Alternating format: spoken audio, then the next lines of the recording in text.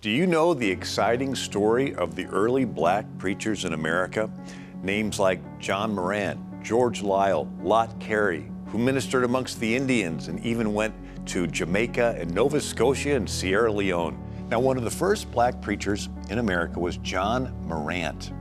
He was born a free black in New York in 1755. His father died when he was young, and he traveled with his mother to Florida, Georgia, and South Carolina. He learned how to read. In 1770, as a teenager during the Great Awakening Revival, John Morant was taken to hear the famous evangelist George Whitefield in Charleston, South Carolina, and John Morant came to Christ. Being vocal about his new faith, he was rejected by his family. Morant wandered away and lived in the woods, trusting God to provide. He was befriended by the Cherokee and learned their language. As tensions grew prior to the Revolution, with British inciting Indians, John Morant was arrested by the Cherokee chief and almost executed.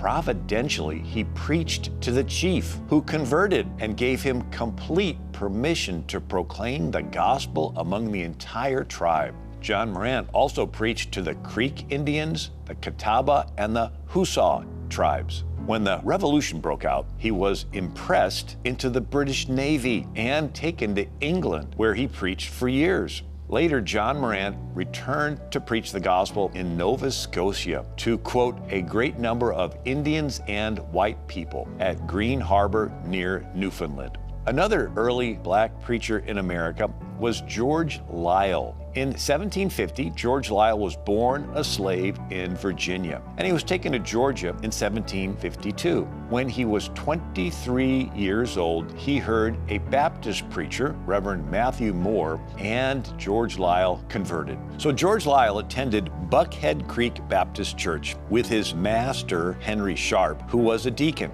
Henry Sharp encouraged George's preaching and freed him.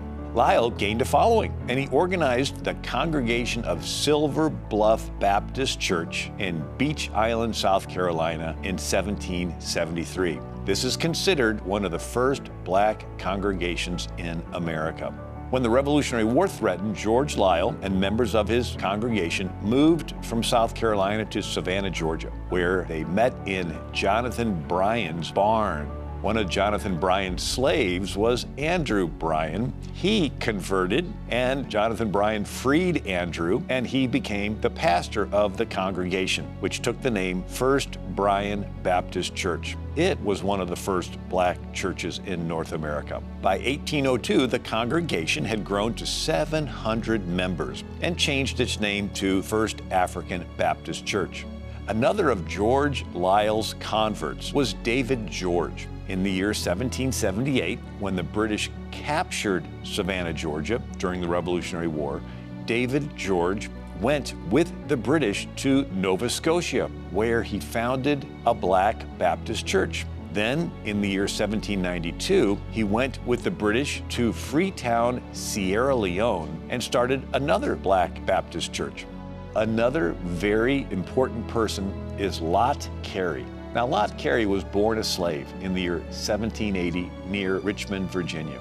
He heard the gospel and gave his life to Christ at the age of 27. And Lot Carey joined the First Baptist Church of Richmond. He listened to the sermons from the church balcony and was stirred to preach to his own people. Lot Carey taught himself to read and study the Bible, and then he was licensed to preach. Working as a craftsman, he saved up enough money to purchase his family's freedom in the year 1813. 2 years later, at a time of growing interest in world missions, Lot Carey, with the help of William Crane, founded the Richmond African Missionary Society, working together with the American Baptist Union. On January 16, 1821, Lot Carey and Colin Teague set sail to Liberia, West Africa. They are considered the first black missionaries sent out from the United States to Africa.